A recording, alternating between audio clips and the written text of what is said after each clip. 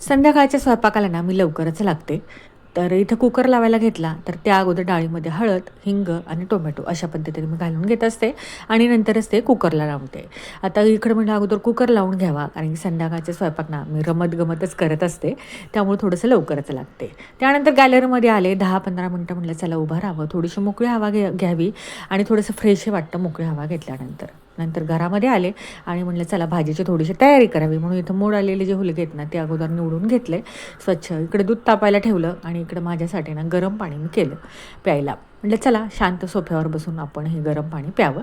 तर सोफ्यावर बसण्या अगोदर बघा हा जो पसारा दिसला आणि तो काही दिसला की मला चैन पडत नाही, म्हणून ना तो आवरायला घेतला आणि जेवढं घर मोठं ना खरंच सांगते तुम्हाला तेवढं खूप सारं आवरावं लागतं, तेव्हा ते व्यवस्थित दिसतं. गरम पाणी पिलं इथं थोडंसं बसून. नंतर आले परत किचनमध्ये. म्हटलं चला आता भाजी फोडणी टाकावी, म्हणून इथं टोमॅटो कट करून घेतलं, कांदा कट करून घेतला, थोडीशी कोथिंबीर कट केली, लसूण देखील थोडासा सोलून ना तो कट करून घेतला.